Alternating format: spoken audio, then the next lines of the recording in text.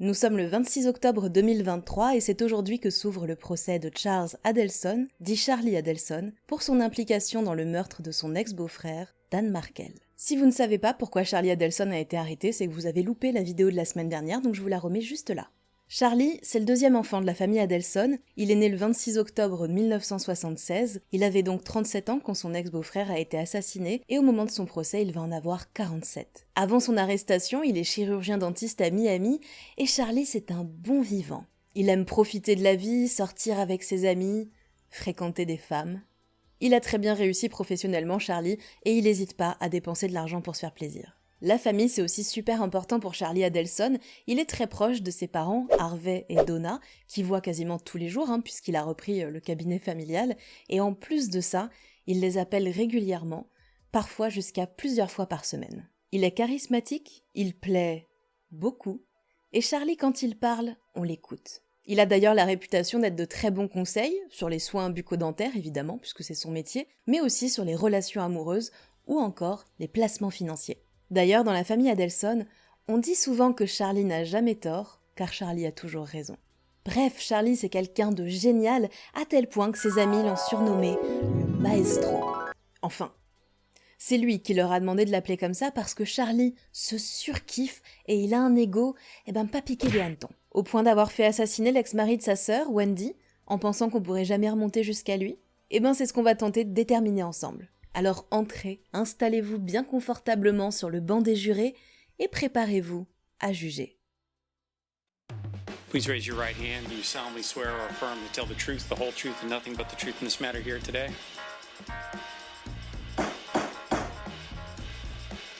Your Honor, I'm going to object on hearsay. That's basic law. Telling me I'm a suspect in the murder of my wife and my child? Juror badge number 18, are these your true and correct verdicts? I don't know if you've seen anybody be killed, but it's upsetting. And would you please poll the jury? Dans ce procès contre Charlie Adelson, l'État de la Floride est représenté par deux procureurs, Sarah Degan et Georgia Kappelman. Avant le début du procès, elles ont désigné Harvey, Donna et Wendy Adelson comme co-conspirateurs non inculpés. Alors qu'est-ce que c'est que ce truc ? Ça veut dire que la justice les considère tous les trois comme impliqués dans le meurtre de Dan Markel, soit parce qu'ils ont agi directement, soit parce qu'ils avaient connaissance du meurtre en amont et ils l'ont pas signalé, sans pour autant avoir été arrêtés par la police, en tout cas pour l'instant. Quel est l'intérêt pour la justice de faire ça ? Il y en a plusieurs. Déjà, dans un premier temps, ça permet d'appuyer l'existence effectivement d'une conspiration en vue de commettre un meurtre, et ça c'est une des charges dont est accusé Charlie, et il peut pas être condamné pour ça si l'accusation n'a pas prouvé qu'il y avait une conspiration. Ça permet aussi à l'accusation de faire inclure des preuves dans le procès, qui peut-être n'auraient pas été acceptées s'il n'avait pas désigné ces gens-là comme co-conspirateurs. Par exemple, ça peut être des emails entre Donna et Wendy, qui vous verrez ont été amenés au procès, alors que en théorie, ça concerne pas vraiment Charlie, donc ça aurait pu être refusé dans un autre cas, mais puisqu'elles sont désignées comme co-conspirateurs, alors ces preuves-là sont acceptées. Ça peut aussi être une façon de mettre un petit peu la pression à la famille Adelson pour peut-être les pousser à venir parler à l'accusation, parce que en gros en faisant ça, c'est un petit peu comme s'il leur disait « Bon, on sait ce que vous avez fait, pour l'instant, il n'y a pas de mise en accusation, mais peut-être que ça tardera pas, donc si vous avez des choses à dire, traînez peut-être pas trop. » Et puis dans ce cas précis, ça va aussi venir appuyer le mobile, et ça vous allez voir que pour l'accusation, c'est extrêmement important. Au début du procès, une des procureurs va rappeler que Dan Markel, c'était un homme bien, qui avait fait de mal à personne, un papa aimant, investi auprès de ses fils, un homme qui a été traqué ce 18 juillet 2014 dans le but d'être exécuté. Et si les meurtriers sont bien Luis Rivera et Sigfredo Garcia, qui sont déjà en prison, qui ont déjà été jugés, toute cette opération, elle a été orchestrée par Charlie Adelson, et c'est ce que va nous prouver l'accusation aujourd'hui. La thèse de l'accusation, vous allez voir, elle s'articule autour de plusieurs points et de plusieurs témoins clés. Parmi ces témoins, il y a Luis Rivera, qui a participé à l'assassinat de Dan Markel. Il a conclu un accord, je vous en avais parlé la semaine dernière, et ça fait partie de son accord qu'il témoigne contre Charlie Adelson. Et puis il y a aussi Catherine Magbanua, qui est surnommée Katie. Je vous en avais parlé aussi, elle a été jugée à 2 reprises. Elle a menti au cours de ses 2 premiers procès, en disant qu'elle n'était absolument pas impliquée. Elle a refusé un accord avec l'accusation qui lui permettait de sortir de prison directement si elle témoignait contre Charlie Adelson. Mais là, elle va témoigner quand même contre Charlie, et elle a décidé cette fois-ci de dire toute la vérité, rien que la vérité, et voici pourquoi. I believe that the truth needed to come out now so that the family can get some type of closure. Why didn't the truth need to come out last year or the year before or the year before that? I was trying to defend myself. You were trying to get off. Yes, ma'am. Et l'autre témoin hyper important, c'est Wendy Adelson, qui n'a aucune envie d'être là, mais qui a été forcée par l'accusation.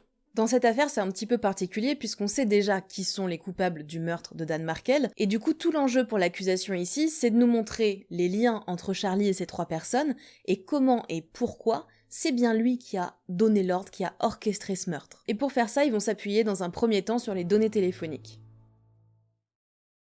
Je vous en ai déjà parlé la semaine dernière, en fait, on voit dans les données téléphoniques qu'à peu près à la période du meurtre, eh bien, il y a cette espèce de chaîne d'information qui se met en place avec Donna et Charlie qui s'appellent très régulièrement, Charlie qui appelle Katie, Katie qui appelle Garcia, Garcia qui appelle Rivera, et puis ça repart dans l'autre sens. Donc je vais pas revenir là-dessus, ça l'accusation évidemment va en reparler. Mais il y a un autre moment où on voit cette chaîne de l'information se remettre en place, et c'est juste après ce que la police a appelé The Bump. Alors, The Bump, c'est le fait de rentrer dans quelque chose ou dans quelqu'un, entre autres. On pourrait traduire ça par le choc, par exemple. Et quand ils parlent de ça, de The Bump, en fait, ils font référence à ce moment, dont vous vous rappelez peut-être. C'est le moment où un agent du FBI sous couverture a arrêté Donna Adelson dans la rue, lui a donné un journal avec un numéro de téléphone et une somme en dollars, en lui disant qu'il fallait qu'elle prenne soin de son ami qui est en prison. Après The Bump, donc, on voit cette chaîne de l'information qui se remet en place. Donna appelle Charlie, Charlie appelle Katie, Katie appelle Garcia, et ça s'arrête là parce qu'à ce moment-là, Rivera est en prison pour totalement autre chose. Et à partir de là, le FBI a mis tout ce petit monde sur écoute, donc on a leur conversation téléphonique. Juste après The Bump, Donna va appeler Charlie, elle lui parle en langage un peu codé, d'ailleurs au début il a du mal à comprendre de quoi lui parle sa mère. Il finit par comprendre à demi-mot, il raccroche et il appelle Katie. Il lui parle à nouveau en langage plus ou moins codé, alors elle a l'air de comprendre quand même globalement ce qu'il lui raconte, et en gros il lui demande de qui ça pourrait venir, si elle est au courant ou pas. Évidemment elle sait pas puisque c'est la police, mais elle va lui dire qu'elle va se renseigner. Elle raccroche, elle appelle Garcia et elle lui demande de bien vouloir se renseigner pour savoir bien s'il n'y a pas quelqu'un, peut-être un membre du gang, qui aurait entendu parler de cette histoire et qui voudrait l'utiliser pour faire chanter la famille Adelson.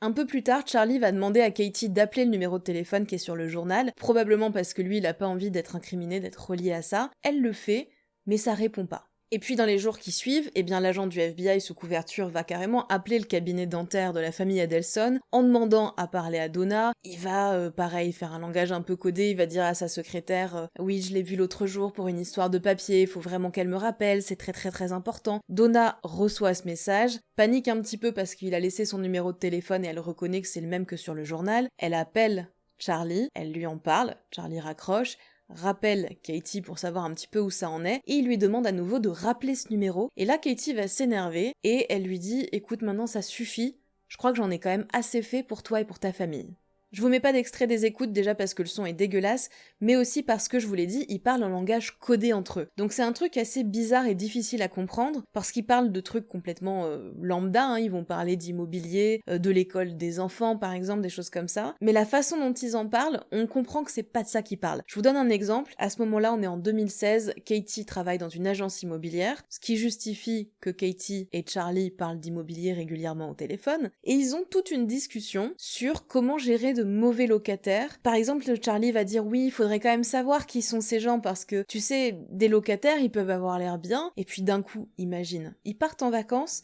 et leurs petits cousins prennent leur place. Et là, tu peux rien faire et il te dit je veux ça, je veux payer le loyer tant, et puis je veux payer le loyer tant, et tu ne t'en sors jamais. Donc vous voyez, ils ont des discussions un petit peu comme ça, comme si Charlie parlait de quelque chose, d'un bien qu'il aurait à louer, ce qui n'est pas le cas. Katie va évoquer des conseils que son ami lui aurait donnés en disant « Non, j'en ai parlé à mon ami. Tu sais, il m'a dit que c'était une très mauvaise idée, que ce serait un très mauvais investissement. » On comprend à demi-mot qu'en fait, elle a parlé à Garcia et qu'elle est en train de dire à Charlie que ça vient pas de son côté, mais franchement, c'est pas très clair.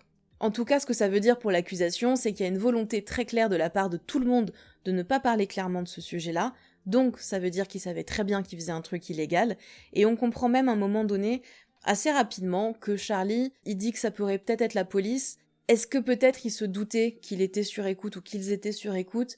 C'est une possibilité, en tout cas, c'est ce que ce langage codé pose comme question. Et puis on n'oublie pas évidemment ce fameux appel secret entre Charlie et Katie dont je vous parlais la semaine dernière, dans lequel Charlie lui dit « S'ils avaient des preuves, on serait déjà allé à l'aéroport ». Et puis il y a un autre élément que l'accusation va amener, c'est ce SMS de Wendy à Dan le 6 juillet 2014. Est-ce que tu es à Tallahassee du 14 au 18 juillet? Je veux juste savoir si je peux avoir les enfants le 16. Merci. Alors on comprend bien que Wendy elle a envie de savoir si elle peut avoir ses enfants le 16 juillet, mais à quoi ça lui sert de savoir s'il est là du 14 au 18? Pourquoi elle demande pas juste pour le 16?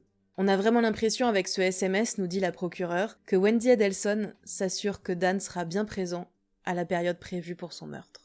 Dan Markel devait partir en voyage d'affaires le 19 juillet au matin, et le 18, Rivera et Garcia ont reçu l'information de la part de Katie que le meurtre devait absolument avoir lieu ce jour-là, parce que Dan serait parti le 19. Comment ils ont eu cette information? On ne sait pas. Par contre, ce qu'on sait, c'est que Wendy était au courant, et qu'elle a tout à fait pu passer l'information à son frère. Après les données téléphoniques, l'accusation va se pencher sur les mouvements financiers.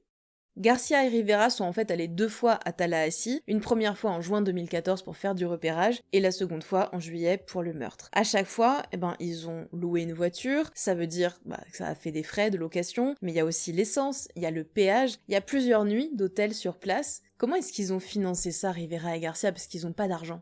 Pendant son témoignage, Rivera va dire que c'est Katie qui leur a donné de l'argent en cash pour pouvoir payer tout ça, et Katie va dire en fait c'est Charlie qui a payé. Moi j'ai fait que passer l'argent d'une main à l'autre.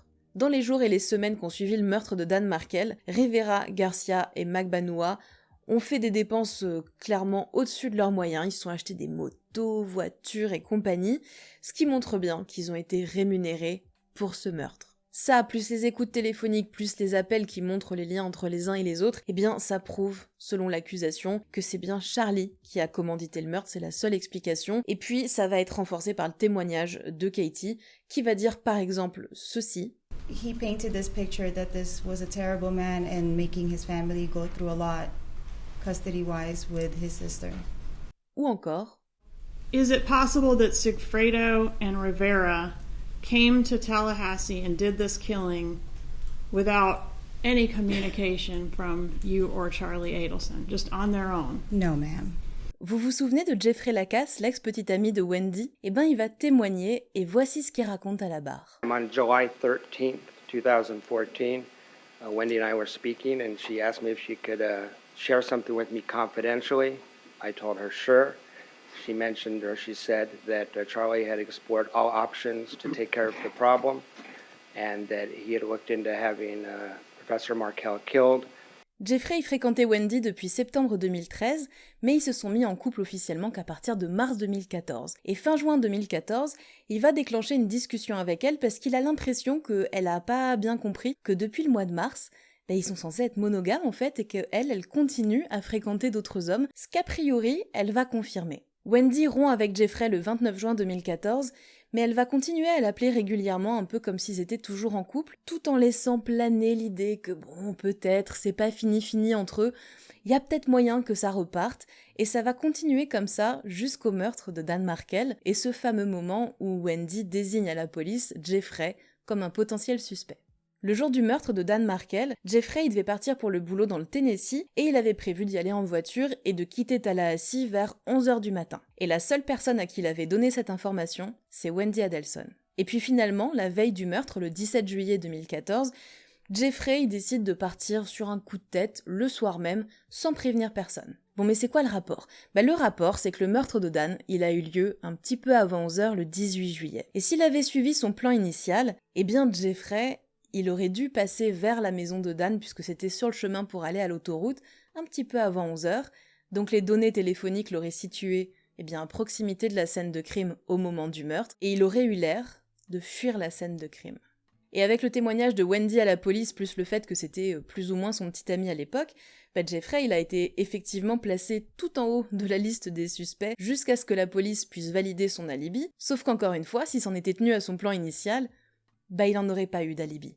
Donc Jeffrey Lacasse, il est persuadé que le plan des Adelson et de Wendy en particulier, c'était de le piéger pour le meurtre de Dan Markel et de lui faire porter le chapeau. Alors est-ce qu'il a raison, est-ce qu'il est parano? Je sais pas, mais c'est vrai que ça pose question.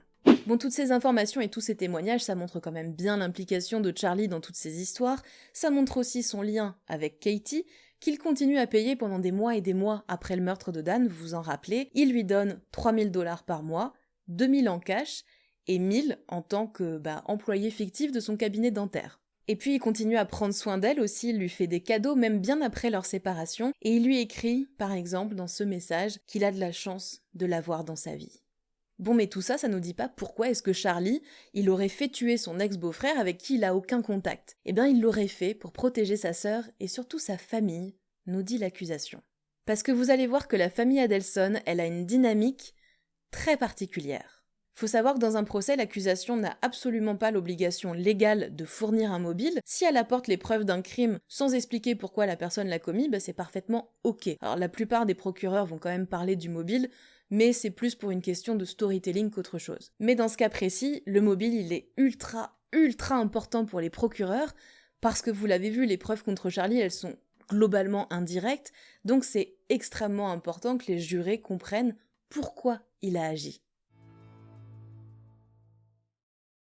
Et donc selon l'accusation, tout ça, c'était pour permettre à Wendy et ses enfants de déménager à Miami. La dynamique chez les Adelson, c'est clairement celle d'une famille toxique. Alors je vous ferai une vidéo spécifique sur ce sujet-là pour expliquer vraiment plus en détail tous les liens entre les membres de la famille et ce que ça veut dire concrètement. Parce que c'est vrai que sur le papier, Charlie, il s'en tape un peu de Dan. Et puis c'est pas son problème que sa sœur soit coincée à Tallahassee. Lui, ça change pas sa vie.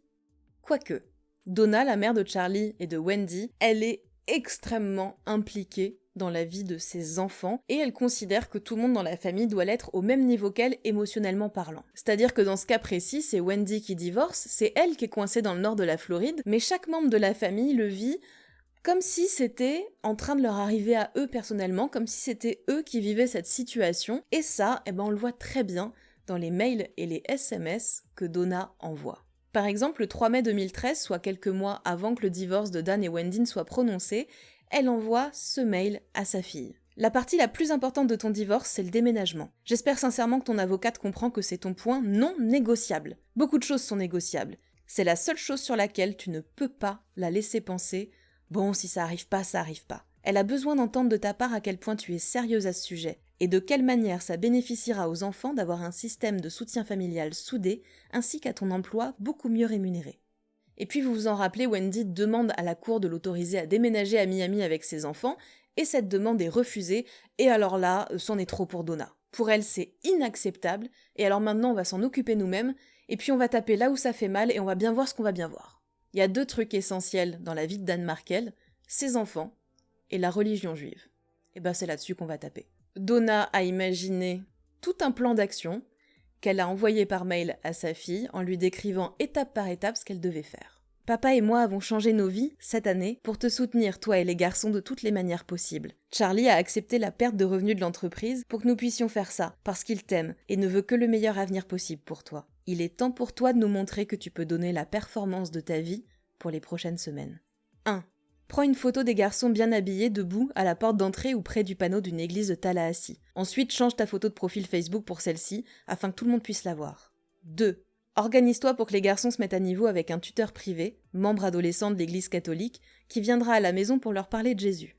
3. Fais savoir à Stupide que tes enfants seront baptisés dans l'église catholique, et tu l'inviteras certainement à l'événement. Fais-lui savoir que l'église catholique occupe désormais une grande place dans ta vie avec les garçons, et que tu aimerais qu'il en fasse partie. Tant qu'il souhaite que tu restes à Tallahassee, les garçons seront impliqués avec toi dans les activités et cérémonies liées à l'église. Qu'ils s'y habituent. J'ai déjà vérifié, et un baptême peut être organisé en 2 semaines. 4. Je me renseigne sur les programmes de camp d'été pour les garçons, nous paierons pour ça. 5. Inscris-les à des cours pour tout petits à l'église. 2 jours plus tard, elle écrit ce mail à sa fille Wendy. Manifestement, le tribunal n'est pas là pour t'aider. C'est clair depuis la dernière décision du juge Hobbs qu'elle se soucie peu de tout ce que tu avais à dire en ta faveur. Tu dois t'aider toi-même. Tu sais, Wendy, la plupart des guerres qui ont été menées au cours des derniers milliers d'années l'ont été pour des questions de religion. Charlie a soulevé un bon point lorsqu'il a dit que les Américains ont été parachutés derrière les lignes ennemies pendant la Seconde Guerre mondiale, portant des uniformes nazis pour obtenir ce qu'ils voulaient. Ils avaient une mission à accomplir et ils ont fait ce qu'il fallait pour y parvenir. Tu as une mission à accomplir et très peu de temps pour le faire. Si tu habillais tes enfants en uniforme de la jeunesse hitlérienne et que tu les amenais ici, ça m'importerait peu, tant que ce serait un acte de défi qui montrerait à Stupide qu'il n'a pas le contrôle. Et un peu plus loin, elle ajoute ceci. Je ne pense pas que tu réalises le type d'offre que nous envisageons. Nous prévoyons que toi, Charlie, papa et moi, nous engagions à parts égales dans une offre à $1 million. Ça représente 330 000 $ chacun. Nous sommes une équipe, nous ne pouvons pas faire ça sans ton aide. Le moins qu'on puisse dire, c'est qu'elle est intense, hein, Donna.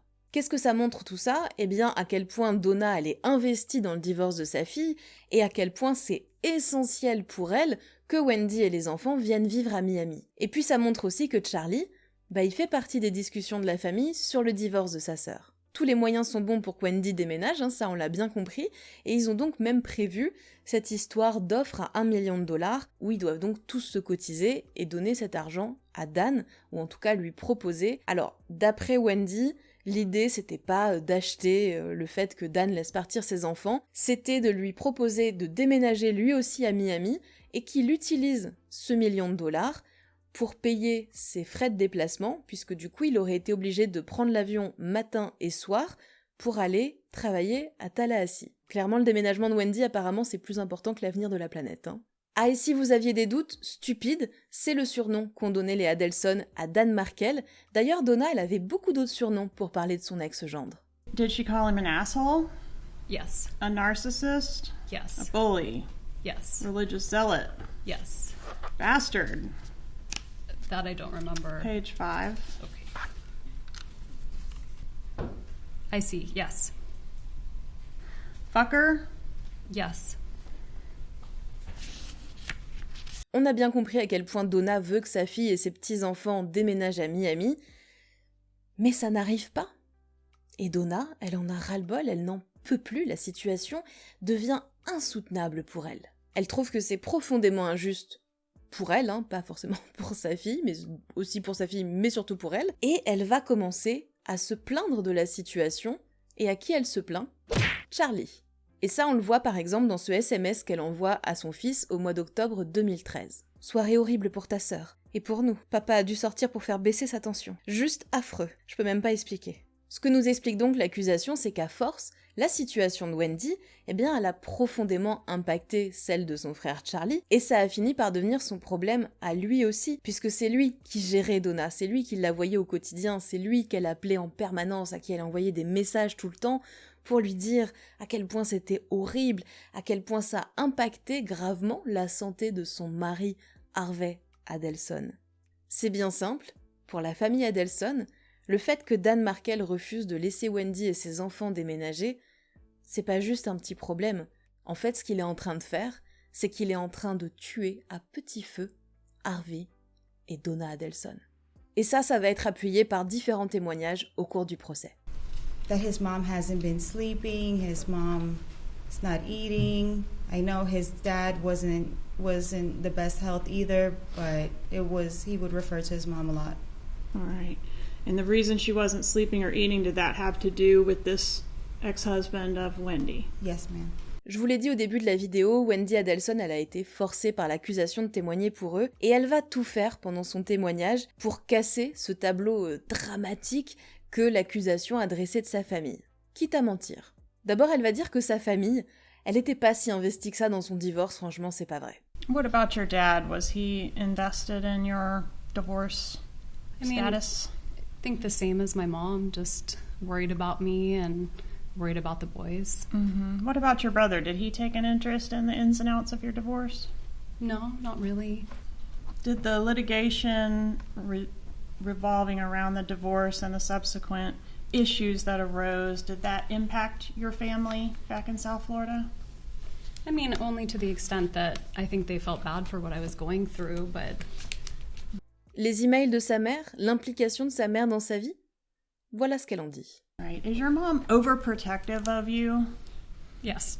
All right. And is it fair to say she's, a little on the controlling side? I don't think she's controlling, but she's definitely overprotective. Did she ever try to micromanage your life?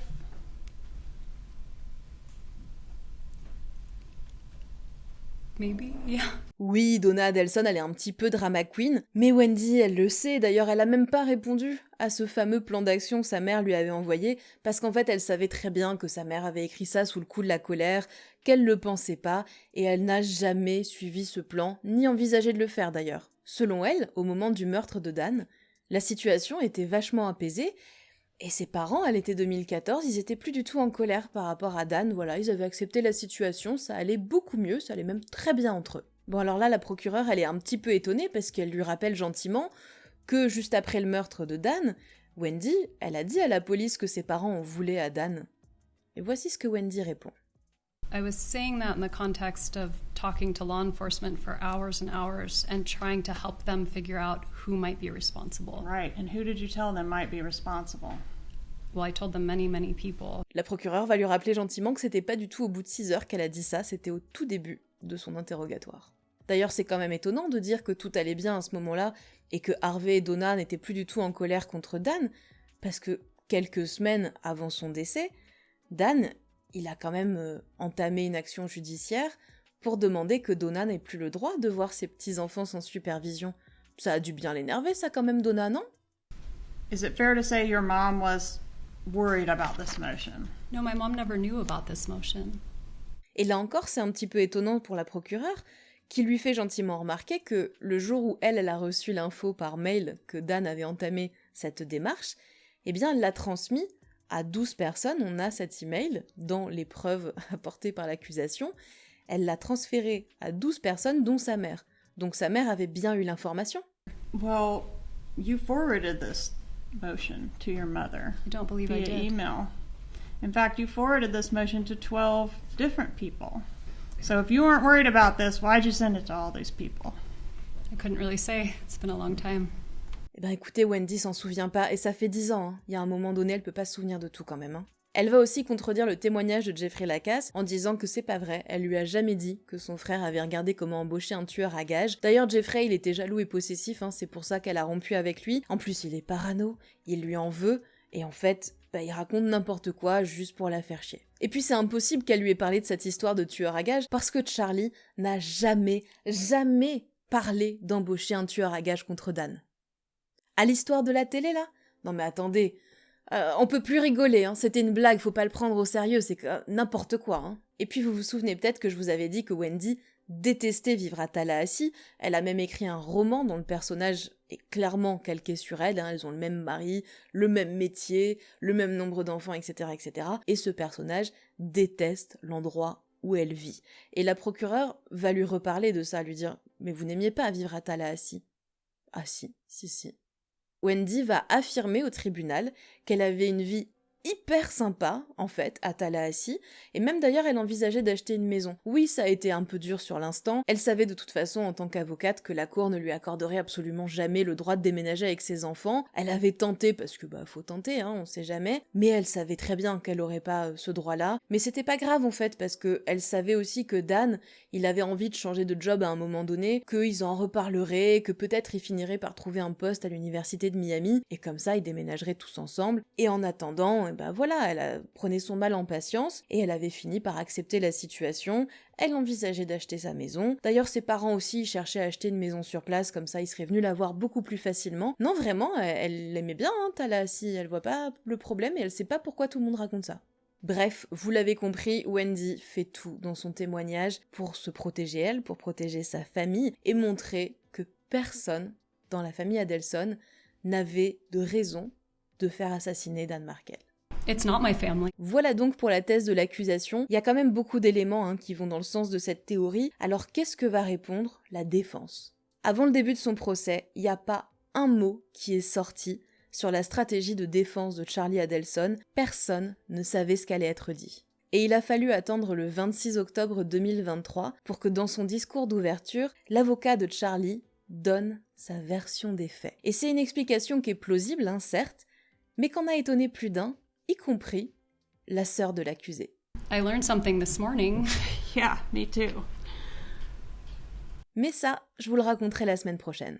Merci d'avoir regardé cette vidéo jusqu'ici. La première partie vous a visiblement beaucoup plu et je suis trop contente de voir que cette histoire, elle vous fascine autant que moi. Et c'est pas fini, vous allez voir. J'espère que cette première partie du procès vous aura plu tout autant. Et moi, je vous dis à la semaine prochaine pour la suite du procès de Charlie Adelson. Baby, you should know you're never safe. When you play these games, you give a place. Baby, you should know you're never safe.